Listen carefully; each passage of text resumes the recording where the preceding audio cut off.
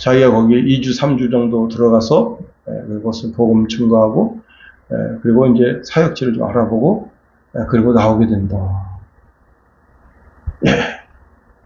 그래서 제가 마음에 우리 교회가 뭐 형편이 그렇게 썩 좋지는 않지만은 혹시 그분이 선교지에 들어간다면 담은 얼마라도 선교비를 보내야 되겠다. 그런 마음의 생각을 가졌습니다. 앞으로 어떻게 될지 모르지만 가든지 보내든지. 보내면 어떻게 해야 되는 거예요? 돈이 나가야 되는 거예요. 여러분 11조 생활도 잘하고 감사 생활도 잘하고 주정헌금 생활도 잘하지만 일정 금액을 떼어서 보내줘야 돼요. 나 대신 와서 열심히 복음 증거하라. 두 번째로 바울은 하나님 아버지가 자신의 구속자임을 알았답니다. 그래서 여러분 1절 상반절에 이렇게 말씀하고 있습니다. 우리 구주 하나님과. 구속자라는 게 무슨 뜻인가 하면 값을 치렀다는 거예요. 값을. 우리 하나님께서 값을 치렀다는 거예요. 나를 그 죄와 사망에서 구원하기 위해서 값을 치렀다. 그래서 여기 우리 구주 하나님.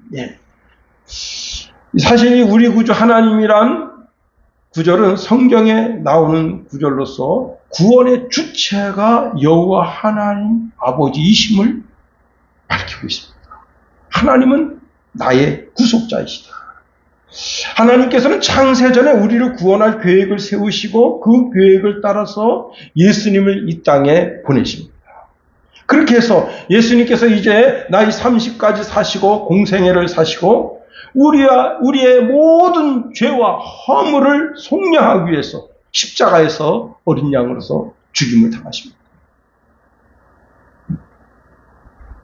여러분, 그래서 예수님께서 십자가에서 나를 위해서 죽었다고 하는 사실을 믿는 사람, 예수님이 나의 구세주이신 것을 믿는 사람, 예수님이 나의 주와 그리스도이심을 믿는 그 사람에게 하나님께서 구속자가 되어주십니다. 모든 죄와 허물을 다 용서해 주십니다. 특별히 여기 구주라고 하는 단어는요, 이 단어는 여러 용례로 사용하는데, 여러분, 19구급대죠. 19구급대. 제가 오늘 이제 차를 몰고 가는데 그 옆에 사설 구급대가 있더라고요. 그래서 제가 그 사설 구급대 차를 유심히 들여다봤습니다. 이렇게. 이 사람도 아침 바쁘게 움직이는구나. 참 누군가를 살리기 위해서 애쓰는 거죠. 자, 이렇게 사람 생명을 살리기 위해서 이제 움직이는 사람, 의사, 간호사, 또한 이제 응급처치사, 군대 위생병, 그런 사람들을 구주라 그렇게 말한다면, 철학자도 이 단어를 사용할 수 있습니다. 여러분, 인생에 어떤 문제가 있어 전혀 풀리지 않는 문제가 있어요. 사람이요, 참 희한한 게 뭐냐면 이렇게 조금만 달리 생각하면 되는데 그 직선으로만 딱 바라보고 절대 자기 생각을 굽히려고 하질 않아요. 그때 조언가가 필요한 거예요. 인생의 조언가가. 그래서 여러분, 시중에 많은 이제 상담소가 있잖아요. 상담을 통해 가지고. 자, 또 정치인, 군인. 자, 이 사람들도 구주 같은 일을 할 수가 있어요. 정치적으로 뭐가 풀리지 않습니다. 강원도 현안 뭐가 있는데 그게 풀리지 않아요. 풀리는 걸 정치인들이 그 문제를 해결할 때 그를 구주라 그런 단어를 사용해서 말할 수 있습니다. 그런데 여기서 아주 중요한 것이 있어요. 영혼의 구원자는 오직 우리 하나님 아버지뿐이시다는 겁니다. 자, 이들은 육신을 구할 수는 있어요.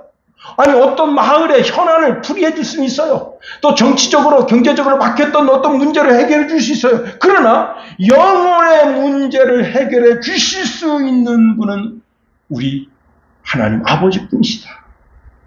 내 영혼의 구세주, 내 영혼의 구주는 오직 하나님뿐이시다. 자, 바울은 자신의 육신이 사악함을 알았습니다. 그래서 괴로워합니다. 많은 사람들의 사랑과 존경을 받고 있는 사도임에도 불구하고 자기 마음속에 육체적 본능이, 그 육체적 본능을 누가 쥐고 있느냐? 사단이 쥐고 있어. 기가 막힌 거죠. 그래서 이렇게 고백하는 거예요. 내가 한 법을 깨달았습니다. 곧 선을 행하기 원하는 나에게 악이 함께 있는 것입니다. 내 속사람으로는 하나님의 법을 즐거워하지만 내 지체 속에 한 다른 법이 내 마음의 법과 싸워 내 지체 속에 있는 죄의 법으로 나를 사로잡는 것을 보게 됩니다. 오라, 나는 곤고한 사람입니다. 이 사망의 몸에서 누가 나를 건져낼 수 있겠습니까? 와, 그렇습니다.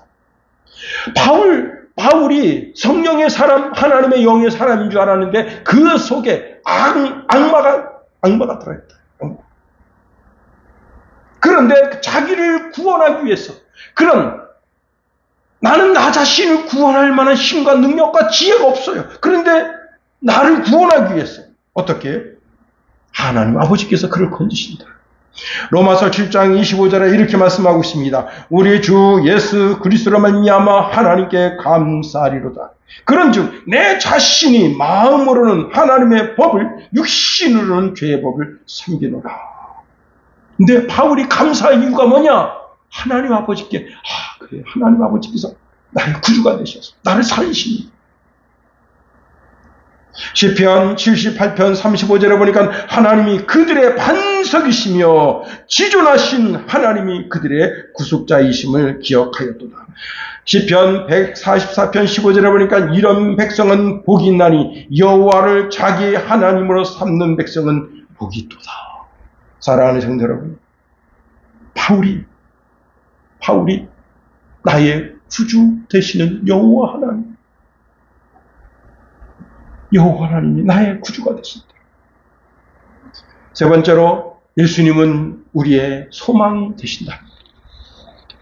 여러분, 여기서 사실 1절에서 아주 중요한 구절, 중요한 단어 하나를 찾는다면 소망이라는 단어입니다. 소망. 이 소망이라는 단어는 막연한 바람이나 기대를 말하는 게 아닙니다. 성경에서 말하는 소망은 확신에 찬 미래의 현실이다.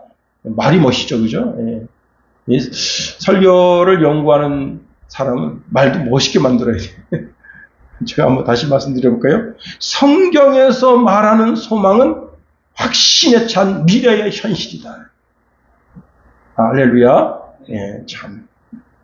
자, 이 소망은 불확실한 인간의 욕망이 아니라 하나님의 약속에 근거한 확실한 미래라 하는 겁니다.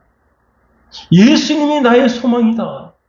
자, 여러분, 우리가 바울이 이제 사랑장에서 믿음, 소망, 사랑 이야기하고 있어서 기독교의 무슨 어떤 신앙의 근거가 믿음, 소망, 사랑 그렇게 이야기하는데 그 사랑, 소망, 믿음, 이게 도대체 뭘 의미하는 거지? 특히 소망이 뭘 의미하는 거지? 여러분, 소망과 희망은 전혀 틀려요. 여러분, 희망사항이라는 말이 있어요. 그죠? 그 말대로 될 수도 있고 안 될 수도 있다. 그야말로 희망사항이에요. 그런데 소망은 될 수도 있고 안 될 수도 있는 그런 것이 아니라는 거예요. 반드시 되는 것이다. 소망은 무슨 뜻이라고요? 반드시 된다. 미래적으로 반드시 된다는 뜻을 품고 있다. 그러면 예수님이 우리의 소망이 된다는 그 말 뜻이 뭐냐 말이에요. 응? 자, 다시 말하면 예수님이 가신 그 길을 우리도 가게 된다는 거예요. 그래서 예수님께서 뭐라고 말씀하신다고요? 우리더러 따라오라, 이게. 나를 따라오라는 거예요. 예수님 뭐라 말씀하시는 거예요? 내가 그 길이다, 이게. 너가 걸어가야 할 그 길이 바로 나야. 그러니까 나를 따라와. 그러면 너는 내가 제시하는 그 길로 갈 수 있어. 그게 바로 소망이다. 예수님이 우리의 신앙의 소망이 되는 것은 예수님께서 가신 그 길을 우리가 똑같이 가게 된다. 예수님이 이 땅에서 여러분 공생애를 사시고 핍박을 받아서 십자가에서 죽으셨습니다. 3일 만에 부활했습니다. 여러분, 부활의 소망을 가지는 것이 우리가 반드시 부활할 것을 믿는 거예요. 예수님이 3일 만에 부활했듯이 주님이 이 땅에 강림하실 때 천군 천사와 함께 이 땅에 강림하실 때 우리가 반드시 부활할 것을 믿는 거예요. 그리고 지금 하나님 보좌 우편에 앉아 계신 것처럼 우리가 다 들림받아서 하나님 보좌 우편에 앉게 됩니다. 그것이 우리의 소망입니다. 그래서 이것을 우리가 데살로니가 후서에서 살펴봤잖아요. 예, 거기서 어떤 단어를 살펴봤죠? 영원한 소망. 바울은 그것을 영원한 소망. 소망은 뭐예요? 될 수도 있고 안 될 수도 있고 그런 게 아니에요. 미래적 현실. 반드시 되어질 일이다. 자, 하나님께서 요셉에게 꿈을 주십니다. 그 꿈은 희망사항이었어요? 아닙니다. 하나님의 소망입니다. 내가 너 인생을 이렇게 만들 거야. 응? 너 형들이 너에게 절을 하고 네 엄마 아빠도 너한테 절을 하는 그런 미래를 너한테 만들어줄 거야. 그게 소망이에요. 미래적 현실, 소망. 그렇습니다. 여러분, 느부갓네살 왕이 꿈을 꾸게 됩니다. 그런데 그 꿈을 다니엘이 멋지게 해석을 했어요. 그게 뭐예요? 미래적 현실이에요. 미래적 현실. 여러분, 제가 한 2주 전에도 설교 말씀드렸습니다만은 정신 바짝 차리고 우리가 신앙생활하죠. 더 경건하게 신앙생활하죠. 정말 털어서 먼지 하나 안 나올 정도로 정직하게 살죠. 그러니까 성실하게 살죠. 응? 우리 김성훈이가 참 멋집니다. 휴가 탁 내고 멋지게 신랑 멋지게 쉬고 응? 지지직 끌려다니는 게 아니라 그 몸 결단력이 참 좋다. 여러분, 그래서 오늘 본문에 이렇게 말씀하겠어요. 우리의 소망이신 그리스도 예수. 우리의 소망이신 그리스도 예수. 그렇습니다. 내 인생의 방향, 내 영혼의 방향 설정을 해주시는 분. 주님이 가신 그 길을 나도 가게 된다. 이제 말씀을 마칩니다. 여러분, 세상의 모든 희망이 다 무너지고 배신의 시대에 절대 변치 않아야 할 것이 있다면 그것이 바로 우리 신앙의 근거. 그런 것들이 무너지면 안 된다는 거예요. 예수님은 절대 변하지 않으십니다. 어제나 오늘이나 영원토록 동일하신 분이시다. 그러니 우리가 끝까지 생명의 구주이신 예수 그리스도를 붙잡아야 된다는 것. 세상이 변화무쌍하게 여러분 참 아침에 그냥 구름이 꽉 껴 있어가지고 와 오늘 비 올라는가? 그런데 한순간에 구름이 싹 사라지고 이글이글대는 태양이 딱 떠오르는데 와 여러분 세상은 그렇게 변할 수 있어요. 그러나 우리의 신앙은 하나님이 나의 구주 되시고 예수님이 나의 구주 되시고 나의 영원한 소망 되심을 믿고 그 신앙 가운데 굳건하게 서는 저와 여러분이 되기를 예수님의 이름으로 축원해 드립니다.